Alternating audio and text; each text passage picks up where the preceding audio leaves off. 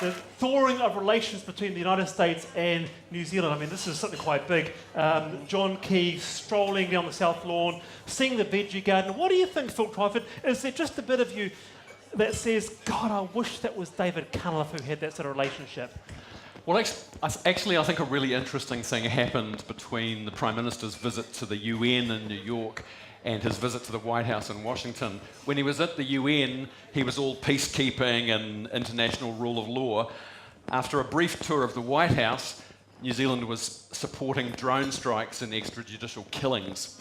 And I think that, it was like when the Prime Minister went to Afghanistan to say that our troops were coming home. Let's get Simon to respond to that.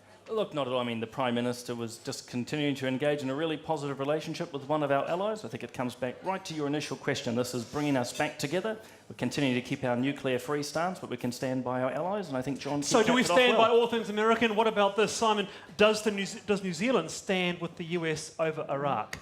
I think you saw from the Prime Minister, he said... Yes or no, does New Zealand stand... Well, it's not a yes or no question. Well, it kind of is, isn't it? Kind of No, is. not at all. Does New Zealand stand with the US over Iraq? No, I don't think you can answer that yes or no. From a personal perspective, what do you think? Oh, I think we've got the right balance. We're saying we're not going to send troops and boots on the ground, but we need to actually stand with our allies, like America and so forth, when it comes to that. So not any... So bombing is fine. So what about drone strikes? Yeah, well, I think the Prime Minister was pretty clear that, those options are on the table. We haven't endorsed it one way or the other. Richard, what do you think? Does New Zealand stand with the US over Iraq? Well, I think John Key's claiming a lot of credit where it's not due. I think you can trace the thaw in relations back to Winston Peters, Foreign Minister, and Condoleezza Rice. That is when the ice began to melt. Let's just put a bit of ding in there, Richard. I mean, Always Winston. Why is that? What did he do? Well, he broke the impasse. He broke the impasse that started with the anti-nuclear legislation and carried on until that day. And how so? He began a warm relationship with the US in his capacity as Foreign Minister, and has continued from there. What did he do? And it's grown What from did he there. do? Richard's just making up for his leadership Condoleezza bid. Rice. That's right. All right. I'm getting some heckling here. All right, Catherine. He developed relationships where they were important. With Condoleezza. Possibly. Yeah. All right. All right, Catherine. What do you think? The thawing of relations.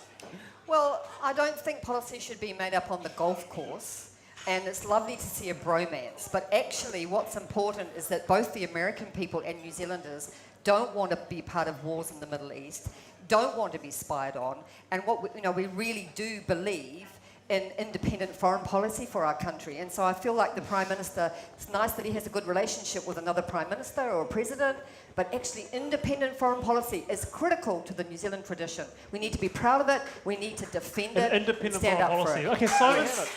We absolutely have Isn't that the way policy. we should do it?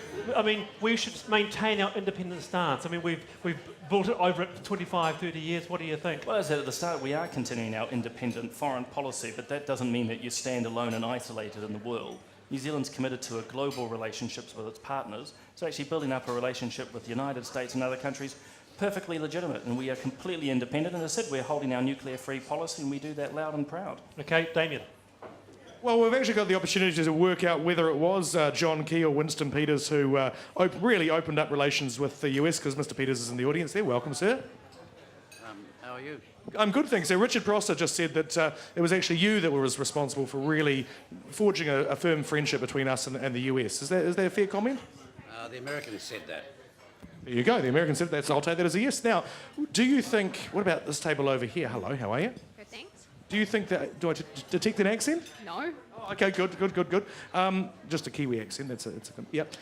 Do you think that we are doing the right thing with our relationship with Iraq at the moment? No. With America over Iraq. Need to build a relationship and not follow the lead on everything. So what do you think that balance should be? Not what we're doing right now. What are we doing wrong right now? Sucking up too much. Sucking up too much. Who thinks we're doing a bit too much sucking up right now? Put your hands up. No? Do you think there's about the right amount of sucking up going on at the moment? Too much. He's being a puppet. He's being a puppet, a suck-up puppet? Okay. What about you, sir? Suck-up puppet? I can't comment on his sucking abilities. There we go. Wonderful.